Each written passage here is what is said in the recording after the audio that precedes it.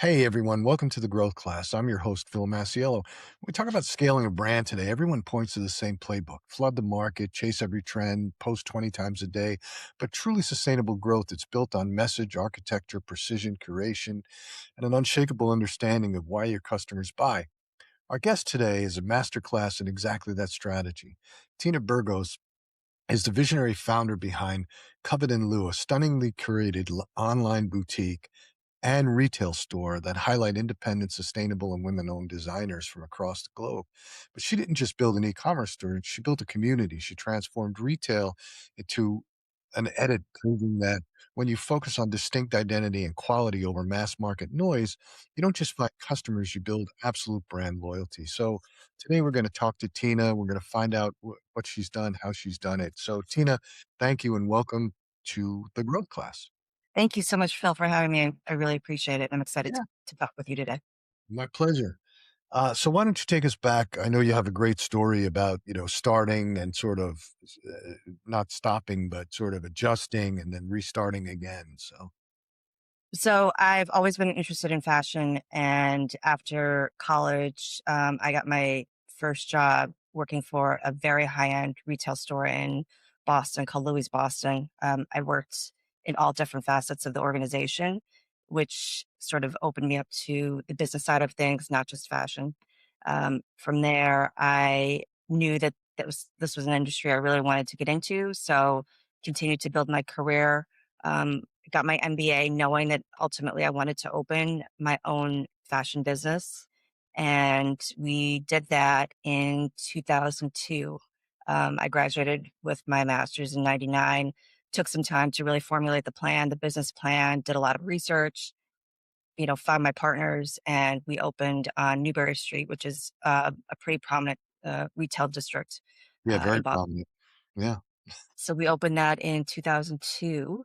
And at the time, I think we were a little bit ahead of where we were in the fashion industry. We really focused on emerging independent brands, and we were a slightly higher price point. Although we thought that Newbury Street could manage that level of price, but I think where one of the mistakes that we made was sort of thinking that the audience in Boston was ready for this emerging designer, and it wasn't. So we hung in there for about 10 years, and unfortunately, we were there during 2008 when everything kind of fell apart in the economy. I think another mistake that we made in that venture was that we had a very large space, and we really focused on making that space really beautiful and curated and inviting to the eyes. What we didn't pay attention to was dollars per square foot. And so we did not stock enough inventory in our space. So not only was it wasn't the right inventory, but we did not have the quantity to support the sales goals that we needed to just break even on all of our costs. And as you can imagine, even then, back then, rent on Newbury Street, and we were on the less favorable side of the street, um, was very expensive at the time. So all of these different factors sort of led to the end of the business after 10 years. We hung in and we did the best that we could, but after 10 years, it was no longer a venture that we could sustain. Um, One thing that I learned out of that was that building community was really important, and so that was certainly one important lesson that stuck with me, and I think that's kind of carried me on through the current venture that I have now.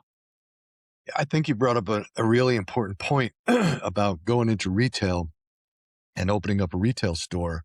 And that is, the amount of inventory you need to carry per square foot to achieve your sales goals and your profit goals.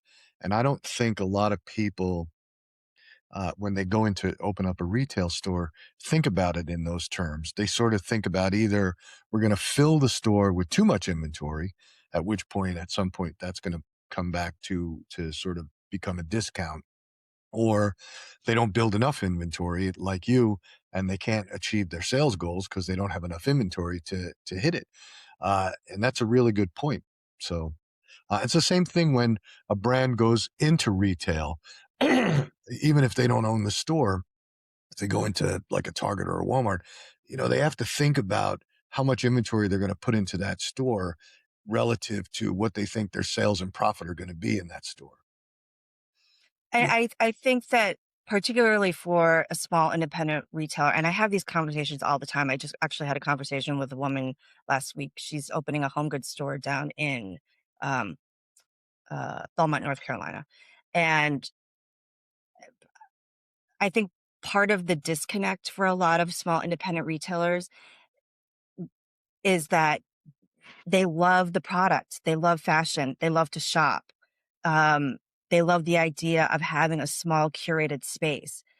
But that sort of conceptual artistic side of things does not necessarily jive with their understanding of what the business is. I don't consider myself to be a fashion person. I consider myself to be a business person.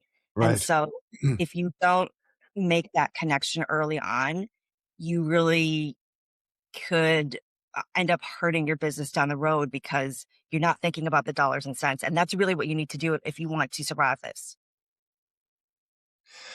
Yeah, I agree. It's always about business. I was speaking to somebody the other day. She's a really successful entrepreneur, and she built this tremendous floral business online. Um, and she did it. She approached it in a very unique way, but we won't get into that. But she's really scaled. I think she's probably in the 30 to $40 million a year range. And I said to her, "Were flowers your passion?" And she said, "No." She said, "If flowers were my passion, I would wind up hating flowers because this is a business and I have to think like a business person." She said, "Ceramics are my passion." She said, "I just saw this opportunity with flowers as a business opportunity. And that's how I pursue it. So this is a business and I think about it as a business and I think about how to scale it as a business and I think about how to grow it as a business." She said, "I don't think about it in terms of being a floral expert or being a passionate floral expert." Yeah, that makes total sense. Yeah. Yeah, and I think, too many people go into business, following their passion, and that's just sometimes it's wrong. I spoke to another person who he has pet stores, several pet stores. And what he was saying was it was really easy to get pet groomers because there's a whole bunch of pet groomers out there that just want to be pet groomers. Said the mistake they make is that they think they're going to start a pet grooming business because they love pet grooming. And then when they do it, they realize they have to be the accountant, they have to be the marketer, they have to be, the operations person. And then they grow miserable when all they really want to do is just groom pets. That's So, exactly it. I mean, yeah. I think in this industry, and I'm always talking to my staff about this because every once in a while they'll say, "Why did you buy this?" or "Why are we picking up this line?" If I purchased, tell this to people all the time. I would probably not wear 90% of the product that I put in my store Yeah. because I am not buying for myself. If I did that, we would be out of business in a hot minute. I have a very specific, and people appreciate how I dress and how I put things together. But I have a very specific style that is very unique to me and my personality and how I like to dress. But Yeah. owning any type of curated store, whether it's clothing, home goods, floral, anything like that, you cannot think about yourself. I am buying for my audience. And that sort of runs along the lines of what you're talking about, where people think about, incorporating their passion into their businesses. You have to separate yourself from that because it you have to think about your audience and your target market. We're not it's not you're not one and the same. Sometimes you are, but most of the time you're not. Oh my God. It's so difficult. Human nature always um, gets involved. And I have many clients where you show them facts, you show them data, but they'll still make decisions based on their belief system. And it's one of the biggest obstacles to helping someone grow their business when their belief system tells them that they want to do something because that's what they would do, or that's how they see it. And you go, well, that's not the way the world is. I mean, it's Yeah, amazing. And these are smart people. These are people that started businesses that got to maybe 5 million and they got stuck. And you're trying to get them to 10 million, 20 million, 30 million, 50 million, whatever it is. And just getting them to think about, it's not about you, it's about your customer. So you have to think about your customer, not yourself. right. Because if you make decisions about what you believe or what you think or what you want, you're 100% correct. It's a dead end. It is. It is. Yeah. So, but you overcame it because now you're doing well. You moved your boutique, right? You moved your store. You're also selling online. So So we tell us about that. started Covet Lou's been around for about 13 years. We started as an online retailer, and that was, at the time, yes, e-commerce was definitely an industry, but it was still relatively new. And so I had just come off of working for a very large e-com company. They were doing about um, $300 million in sales a year. I ran the women's division, and they went out of business because they were constantly discounting. And profit margins, the margins in clothing in general are very, very slim. So when you bring something in and automatically you're giving 30% off, you're not even giving it a chance to sell at full price. Let's forget it. You're gonna lose every time. No matter how much volume you're bringing in, it's still on discount. You're still bringing it in on discount. You're still losing money on volume, right? Um, they open up my world to sort of what is e-commerce, how can the internet work for you? How does all of this, what is this industry? Because up until that point, I was strictly brick and mortar person. Um, so I just started slowly online and running it out of my house. I picked up a couple of independent brands. And at the time, now we're talking 10, 15 years later. Um, the independent brand market was definitely stronger. And a lot of these brands that I had been working with previously had a much larger name for themselves. They were better in business. They had a much better offering. So I just kind of slowly did things out of my home and kept my expenses as low as possible. Everything was basically all of my money was being put into inventory, paying attention to price point, paying attention to how things were curated. Um, After about 4 years, the business grew to the point where I grew my dining room table and my attic where we were doing all of our fulfillment. And I found a brick and mortar space in my neighborhood, and the rent was unbelievably reasonable, particularly compared to Newbury Street. I mean, less than it was about 20% of what I was paying. So to me, it was nothing, you know? Um, and it wasn't just initially I was just looking for a fulfillment space, but it was a ground level retail space. So I built it out, didn't put much money into it, and got back into the brick and mortar game. Um, because I thought, let's diversify our revenue channels. We might as well. If I'm not paying that much for the space anyway, let's do it. Um, so I was there for about 4 years, and then COVID hit. And thankfully, my team, who has been with me for a very long time, and I work with three amazing women and have worked with them for years. We quickly pivoted to selling home goods. Um, Started paying attention to what was happening. I think things really just kind of made themselves very apparent within the first week or two of COVID. Yeah. It's amazing how resilient human beings Yeah. were at the time, Yeah. trying to figure out how they were going to survive. And so, um, thank goodness my team is very smart and we figured this out very quickly. We were able to get some inventory on apothecary, beauty, home goods because it was apparent that people were no longer buying for themselves. We were so isolated, but we still wanted to maintain connection with our family and loved ones, friends. So people were sending gifts. So I would get in my car and I would drop things off to, people's homes, or we were shipping a massive amount of product to all over the country. Just for, so people could stay connected. Sure. And that during that period, we actually thrived through COVID. It was unbelievable. Our business was up.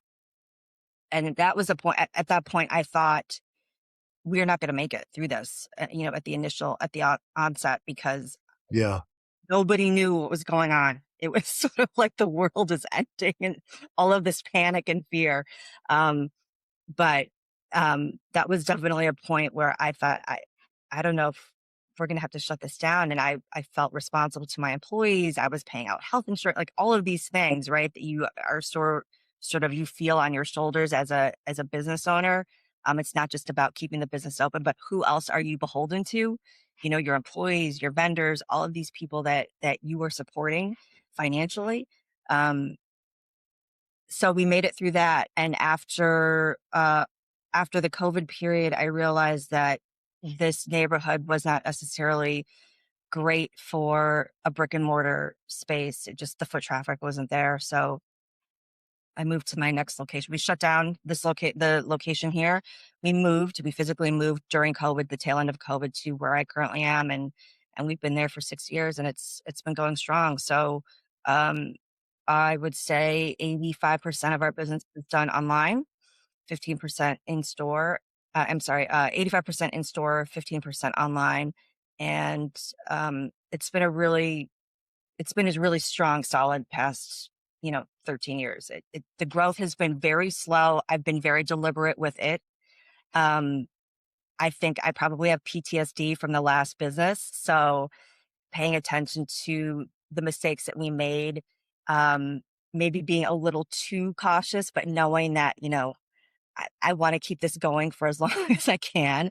So, um, I'm not scaling as quickly as I probably could be, but we're still around and we're still, we're not only surviving, but we're thriving. So, that's sort of where we are right now. Yeah. No, it's great. Look, we all have had those uh, sort of teaching moments, or I don't really like to use the term failure but my first business was a disaster. And, and like you, I carry that with me today. And that was, I founded, three other businesses after that, which were successful. But that first one was a killer, and it was all 100% my fault, 100%. Yeah. And, but it took me, what was funny was it took me about 18 months after I sold the business to come to terms with the fact that it was 100% me. And, because I was blaming the rent was too high, or this and that, but it wasn't. It had nothing to do with me. I had nothing to do with that. It had everything to do with me. But you said something a little while ago, which I was laughing because I feel like some of the things you're talking about are exactly some of the things that are relevant in what I speak about to clients and entrepreneurs. And you talked about this business that you worked for in the fashion business, and they were just continually discounting. And, what happens when you discount, it's okay to strategically discount, around holidays or around events or around things like that. But when you're just discounting to get sales volume, all you're doing is training your customer. And the biggest one was Bed Bath and Beyond. And Bed Bath and Beyond was so dependent upon coupons. They built their website. Their website wasn't selling anything. Their website was just a place where people went and got more coupons. And so Yeah. they got so dependent on coupons that people just didn't pay regular price for anything there. They just waited because they knew that they were going to get a coupon for it and they were going to sell it at a discount. And so the business became so dependent on discounting that it just killed it. It kills your profitability. Right. So the business where I worked, um, they were conflating cash flow with profit. Right. That's not the same thing No, no. at I all. mean, look at cash. You have to pay attention to your cash, right? You have to pay attention to cash management because cash is what pays the bills. But are you building cash or are you draining cash is always the question. And is discounting, um, so the where most entrepreneurs get into trouble, and I see this on Amazon every Prime Day. I see it. Nobody pays attention to how much it's really costing them. How much did the product cost? How much is it costing you to your throughput, your shipping, et cetera? And then you discount and you wind up losing money on a sale. But you think that if okay, I lost $1 on this sale, but if I sell 1,000 of them, I'll be okay. Well, no, because then you're just going to lose $1,000. And, Exactly. when you lose money, volume does not do anything except accentuate the loss. And so, people think volume solves everything. Volume only solves things when you're making a profit, even if your profit is small, right? Supermarket industry, right? Canned goods and all that stuff. It's probably got a 4%, 5% net operating profit. But you sell in volume, you sell enough of it, you make a lot of money. But Right. if you're losing, but they don't lose 4% on each can and then expect to sell, you know. So that's where I think people get backwards. And then they focus on cash flow and they think, okay, well, we just generated all this cash, but the cash is actually depleting over time. And then what happens is there comes a point in time when you don't have any cash left because you You can't discount the you heck out of it. cannot you can no longer Can't support your sustain. operation. It's So I insane. was that's why I was laughing because there's 3 points in this conversation that I talk about constantly with people and with founders, and I think to myself, you can show again, you can show people the facts, you can show them the data, you can show them how it works, but they always go back to what they believe, and that's always a danger, and it's until they get hit over the head where something dramatically happens, right? Like again, in my first business, you couldn't tell me anything. I knew everything. I knew everything. I knew how to do everything, and I was 100% wrong. And it was after that, then I realized I don't know everything, and I have to listen to people. And until like they go out of business, like that company did, the founders probably didn't learn a lesson until after that whole thing happened, and then it's too late. So. Right. Right. It's crazy to me. It's crazy to me. It is, but it happens. I mean, it's amazing. I we're going through this now with we have a client who's sells one product. They have no recurring revenue. It's a shaving product. You're going to buy it once, and you're never going to buy it again, right? And the cost of acquisition of acquiring a customer in that channel online is about $50, and that Mhm. economics don't work. And they keep going after, like, bringing in another marketing guru because they think there's gonna be some marketing hitch that's going to get sales, and maybe there is, but the reality of it is, it's not the marketing that's the problem, it's the economic structure of the business. How much the product costs, how much it costs to acquire a customer, what you can sell it for, and everybody keeps saying the same thing to them. You have to get other products because you need recurring revenue. That's the Yes. only way this business works. Right. Right. It's just like you. You're not selling a product once to somebody. You're trying to build a community, get them come back and buy again and again and again. Yes, that's exactly it. I mean, we want uh, y it's great to have new customers, right? Um, but in a business like ours, you're looking for the repeat. You need that client to come back, and you constantly need to feed that repeat client and draw them in because if you don't have that, again, the cost of acquiring a new customer, the amount of time and energy, it's a lot. It's a lot, particularly when you're dealing with brands like ours that are independent. At this price point, they're used to purchasing things from the Saks Fifth Avenues of the world, the Bergdorf Goodmans of the world, the Neiman Marcus of the world. So they're used to brand names Yeah, at that absolutely. level. And so when they're looking at something from a brand XYZ that we carry that is the same, that's $1,000, there's an education that's involved there. And so the time it takes to sort of bring them along into, you know, what we're trying to sell, it's it's time. It's time that I have to pay my staff, and sometimes it works out and sometimes it doesn't. But for any business like ours, you want the repeat customer, and so we're constantly trying to figure out how do we get these people back in. Yeah. No, you're 100%, 100% correct. It's all about the repeat customer because the cost to acquire a customer, and I don't care. I had a conversation with the founder of the company I was talking about, and he said, "Well, the automobile industry doesn't have recurring revenue." I said, "Yes, they do." I said, "They sell service contracts, they sell financing, they sell service, they sell parts. They in today's environment, I mean, my car, I have an app in my car, and I have to pay whatever it is, it's $10 a month." I said, But "So right. Yeah, to everybody's turn got it on remotely, all of that stuff. yeah, everybody's got recurring revenue. I don't know a business that doesn't have recurring revenue. You can't there's no business where you can sell a product for under $100, sell it once and make a profit. And it just doesn't happen, you know. So um yeah. Yeah, we're about out of time. Uh s- for people that may be in Massachusetts listening, where's your store located? So we are located at 28 Lincoln Street in Newton Highlands. It's a really great little walking neighborhood. It's one of the villages of Newton, and there's some restaurants there, some hair salons, a couple of jewelry stores. So there's a park down the street. There's a lot of parking actually. It's a great place to spend an afternoon or a day, just sort of supporting all of the small businesses that are on our street.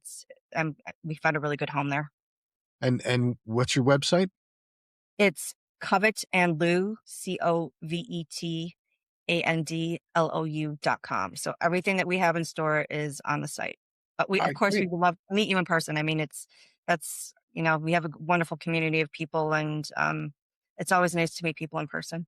Yeah, it is. It is always nice to meet people in person, but yeah, and I appreciate you taking the time. Unfortunately, we're running out, so if anybody wants to go and check out what you got, covetandlou.com. We'll have that website link in the description of the show, and we'll put the address of the store in there for anybody who's in Massachusetts or going through Massachusetts. Newton is a beautiful town. I mean, It all of is. those areas. Yeah, I was in Massachusetts for a little while going back and forth with many years ago. I love it, and my daughter was up there for college. So, yeah, it's a great. I love Massachusetts. I love New England. So, but again, thank you for taking the time, and I appreciate you coming on. Thank you, Phil. I appreciate you. All right, thank you.